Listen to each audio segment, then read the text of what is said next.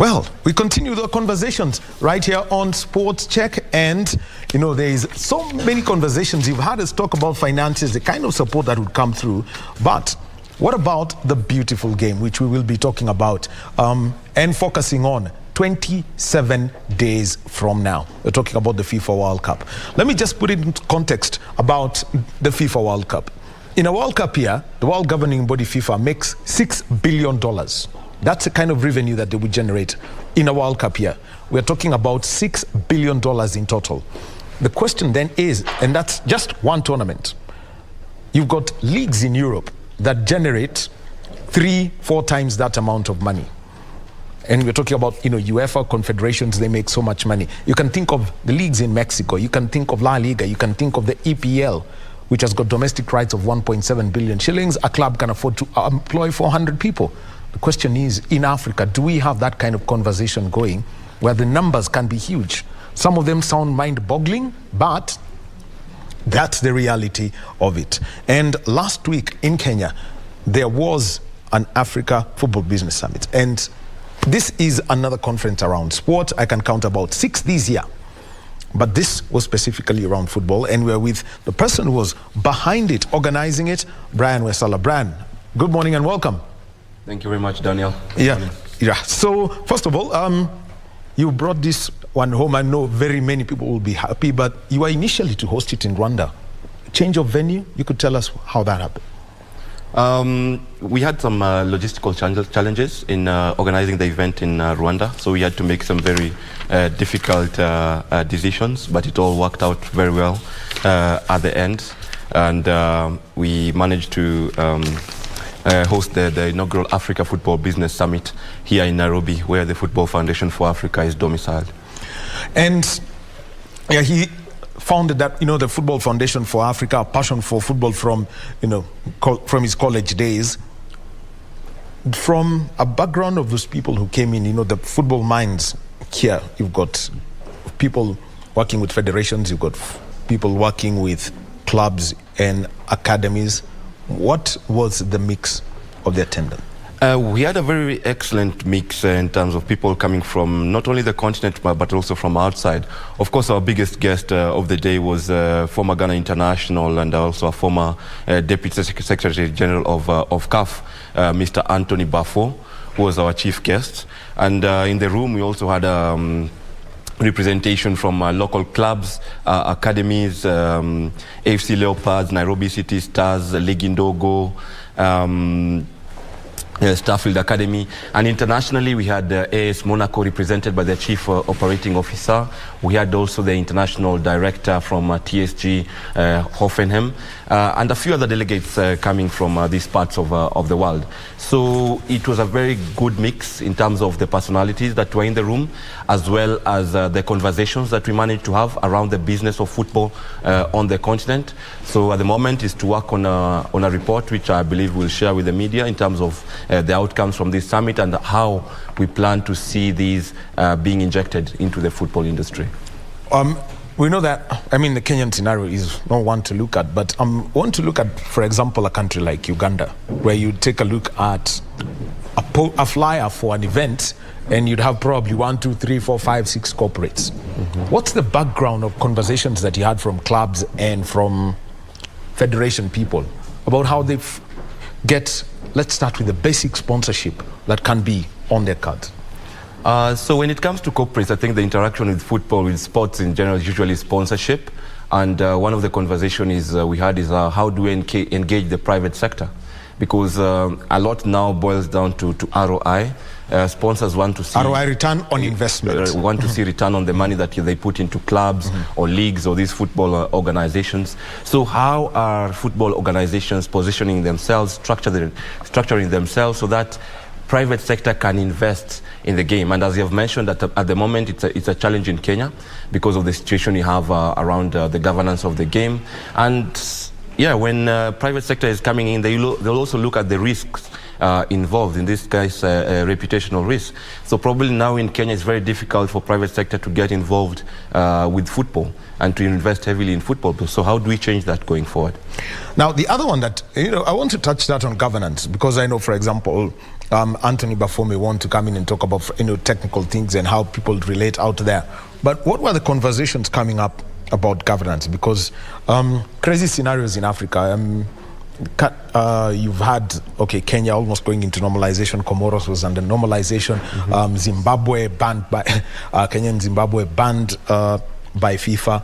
Namibia, while there, Sierra Leone was chaotic. No leagues in Ghana, in Nigeria. What were these things? I think that the two conversations we had around governance were one, enhancing transparency and accountability in our football organizations, and secondly is having a judicial system for African sports. Going with the first topic, it was really interesting to see the kind of suggestions that are being made in terms of making our football organizations more transparent and accountable to all stakeholders, not just the international governing body. So how do they make their internal information more accessible to the media, for example, so that we are able to scrutinize the same and hold them accountable for how money is spent? Because, outside of FIFA, the government is injecting money into football organizations such as the federation and our clubs. Private sector want to invest, as we have just talked about. But if the transparency and accountability is not there, and if we do not look at ways in which we can enhance this, then it becomes very difficult in that space. So, for example, the issue we have had with the countries you're mentioning, Kenya, Namibia, Zimbabwe, it's all issues of transparency and how these organizations have been run historically.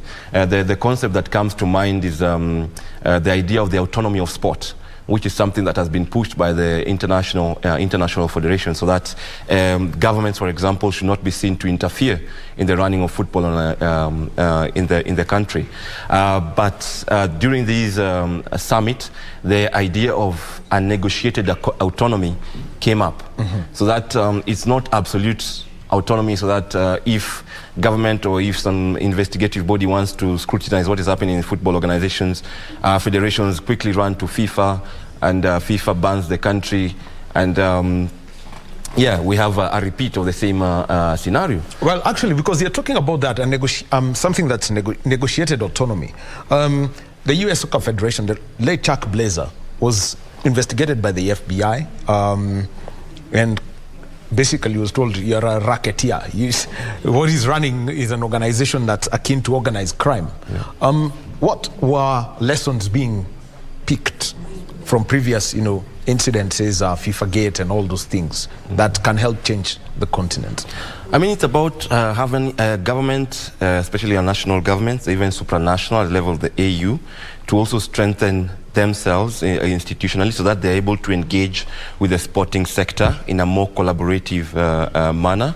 And also the importance of Africa building its own ecosystem, strengthening its own people, human capacity through a lot of education, so that when we go to the international level, we are able to negotiate how we interact with the IFs, for example. I think this is very important going forward in terms of developing the sports industry, not just football. So when we talked about having a judicial system for African sports, Kenya there is seen as a forerunner, because we are one of the few countries that has a sports dispute tribunal.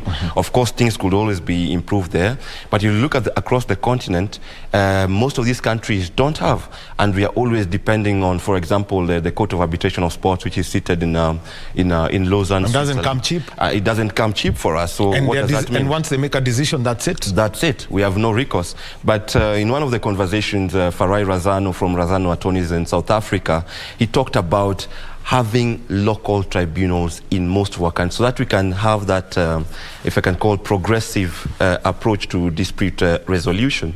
We start at the local level, and if things, you can always escalate the same to the international bodies.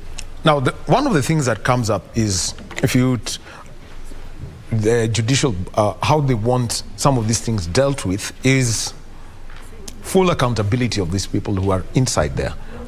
You find that, for example, FIFA took away the independence of their judicial bodies, the ethics chambers. So the judicial, the investigative and judicial chambers of their ethics work. What were the stories being told? Do they want to go back to that, such that they're fully independent? I think at FIFA they've tried in terms of establishing these bodies as independent, but more could always be done at that level. I think something else that came out recently as well is that FIFA, for example, funds a big portion of the budget of CAS, okay. Which kind of people are questioning now the independence of this body as part of the judicial system. Actually, it has been a major cause for concern, because whoever pays the piper calls the tune. So those are some of the things I think FIFA is continuously working on. But at the same time, we cannot just wait for that. I think here in Africa, we have also talked about having our own court of arbitration for sports for Africa. So how is that being implemented, or how can that be implemented so that we don't fall into the same holes that, for example, FIFA is finding itself trying to come out of? So we need to think from this point, as we are setting up, how do we really establish independent institutions to deal with issues in sports and football? Now, I'll give an example of the Sports Dispute Tribunal as set up in Kenya. If a decision is made by the SDT, ideally where you would go and appeal is CAS. So if you have an African court, how then would, for example, Kenya, which already has a set out path in terms of dispute resolution, how would you try get the African court come in between as as an appellate court and CAS as a Supreme Court? Did those lawyers come up as they were speaking about that? Yes, this came up, and they were saying, let's start at a very local level. If we go to the SDT and it doesn't work, then let's find something within Africa still. And this also depends on the parties in dispute. I think we have had cases where, for example, I think it was Adel Amrucha in football had an issue with yes. FKF. Yes, that was through the FIFA. That went to FIFA, and yeah. then it was appealed and it went to CAS. And it became very expensive for the federation here to pay the compensation. But this is a dispute, for example, between two institutions or two individuals in Africa. How come we didn't have the opportunity to go to an African system that can kind of, first of all, lower the costs, quicken the process of settling the dispute, and at the end of the day, we also have something that is contextualized to the continent. Some of these figures that CAS, for example, proposes, you look at this figure, this is not even practical in the African context. $20,000, $25,000. Yeah, it's a strong amount of money that our federation is more or less left not being able to operate. The same money that, for example, comes from FIFA in terms of to be used for development programs ends up being paid to compensate somebody for a legal dispute. So we kind of just circling somewhere, unable to move, because we are stuck in an international legal framework that is not fit for the African continent, which impacts the business of the game on the continent. Now, the other one that I would like to, another area I know of confirmation that was there, and everyone talks about, is engaging the fan. Where do we engage the fan? And how do we engage the fan? Because you need that person to pass to. I think when you talk about football specifically, or even sports, they say there's two important stakeholders. The critical one is the player, and then the fan. The rest of us are just there to make sure that that environment works for these two, because by the number of fans you have, that's what we're able to use to attract, for example, investment from the private sector, be it in terms of sponsorship. So how do we engage the fan? And this is something we have struggled with in the country for a long time. And it's because first, our clubs, for example, are not investing enough in fan engagement or understanding who their fans are and what their needs are, because your fan is also your client to an extent. So are you developing a product that is attractive to this fan? If it means going to the stadiums, you know, how are our stadiums designed, for example? I look at Nyayo Stadium, huge facility. But does it really create an ideal atmosphere for fans? And nowadays we are also, a lot is happening in the digital space. And I think one of our speakers was from AFC Leopards, the social media guy there. Victor Milemu. And if you saw last season, AFC Leopards really did well in their social media outreach in terms of trying to get fans back to the stadium. Actually, and Bandari have the best banter. Yeah, you see their social media is usually very lively. But you have to find a way of connecting that to bring the physical fun to the stadium, because that's how you're going to monetize the whole space. And this will now go even into governance issues, into education issues. Are we educating our fans and making them understand that they are part of the product that we wish to build? Because if we have incidences that kind of push away sponsors, cases of hooliganism on the stands, you know, these are things that will continue to push away private sector involvement. Let's talk about Victor's presentation. What were some of the key things he said that, you know, they did to get the crowds back, especially after COVID? And, you know, for AFC Leopards and Gore, I think getting the fans to the stadium is not a problem. How many more they would like to have is a problem. Exactly. So Victor, for example, says that they really had to put together a plan to make sure, like, fans are well informed of what the club is doing, right from the trainings to the matches, and they're pushing all this on social media to keep their fans engaged. I think they also organize very well in terms of branches, and they have utilized this to mobilize their fans to come to the stadiums, and all these are being managed very professionally, if I can say. And I think it's also a challenge to the media to also highlight some of these good stories. In trying to bring AFC Leopards and other clubs to the summit, I learned of very good projects that they were doing that rarely get coverage in our media. So I think even at the media, outside of the social media, traditional media, how do you highlight the good work that is happening in these clubs and football organizations so that we also start to sell a positive story to a bigger audience to bring more people to the stadiums? It's our own responsibility. I know usually it's easy perhaps to blame the running of our leagues or the running of our clubs. That's the management. But the media, for example, what role are we playing in terms of packaging our league to look good outside? You see now Tanzania is doing it very well. Are we learning from them? I mean, yesterday we couldn't speak. Tanzania, Morocco, true African derbies. And I have to say huge ones. Raja, Wydad, Simba, Yanga. And the noise is here. And we've got to talk about that. You mentioned about stadia and what the infrastructure. Can you talk about that? Because I also want to come into something that Bafo would be passionate about. What was being said about our stadia? Because there are two things. Are we building the stadia for the fun or is it a playground with terraces?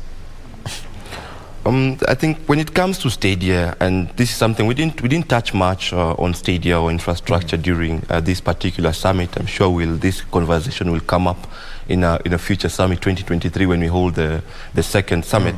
But my idea around stadia has always been about sustainability. What kind of infrastructure are we building, and is it economically or socially sustainable? You talk about building for the fun. If you look at Nyayo, or even now we have a lot of county governments investing in huge stadia. We have Ulinzi Sports Complex that just came up recently. And you look at it and you wonder, is this really accessible to our fans, even to our communities, so that we have spaces that we can use throughout the week to drive revenues, but at the same time use them to sell our football. One of the companies that we have partnered recently with at the FFA, it's called Chendeleza. It's actually a startup based out of a mentorship program in Rwanda. And they're building sustainable infrastructure in communities. I think this is the direction we should take. Yes, we need the world-class stadia. Yes, we need big stadia. But to improve the business or the ecosystem of sports in the country, on the continent, we need improved facilities at the community level to serve the masses. and that's how we are going to develop football in Africa. Well, Bukhungu Stadium, it wouldn't be a problem to fill that up. Bomet Stadium, we're waiting for that. Kip Keino Stadium, we're waiting for that. Ruringo Stadium, tunangojea. Kamarin, still waiting for that. But let me talk about something that, KBC is associated with the World Cup. 2018, not a single African team, the 5 that went there, not one, made it to the knockout phase of the FIFA World Cup. And Tunisia's then coach actually said something that was profound. I have never forgotten what he said. Is that from what I have seen, we are about 12 years behind the rest of the world. I know Anthony Bafo would really want to speak about that part of developing the talent, because revenue streams for clubs, for example, in Portugal, are through player transfers. English Premier League clubs spend a lot, but it's the clubs in Portugal and Holland that are making the money. Develop a player, moves from club A to club B, 300 million euros in revenue. What's being done about that? On the same, and as the implementation goal starts, how do we participate? Something else that comes up or comes to mind when you talk about talent, idea, and development. I think for a long time, Africa's talent development has been geared towards the European market, which in my opinion is not necessarily the way we should go about it. We should think about how do we improve our own leagues. That's why we talked about strengthening Africa's football leagues. You look at a team like Senegal, for example, going to the World Cup with very high chances, for example, of making it to the quarterfinals. But where the Senegalese league, do we know how good it's doing?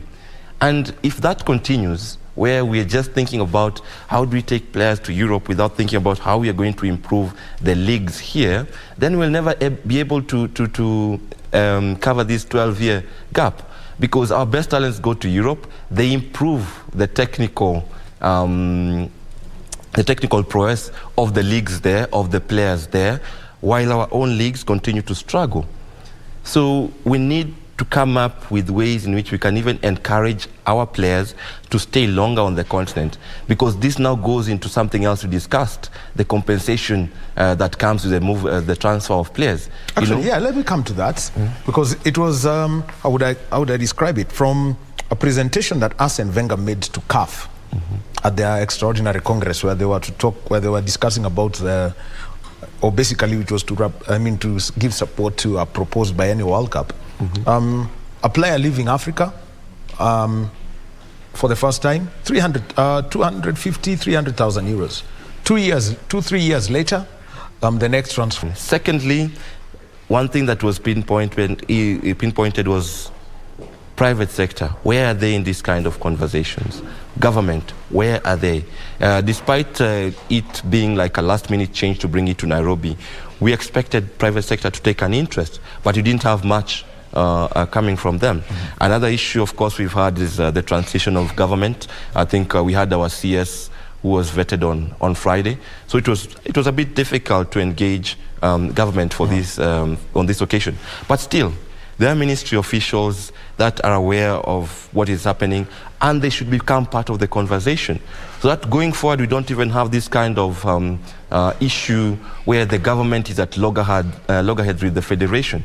We need a more collaborative environment to push sports, football on the continent to the next level. So those are some of the key takeaways that came out. And of course, we also have to, the international football community is very interested in Africa. They're willing to invest, but are we packaging ourselves so that the investment makes sense for them?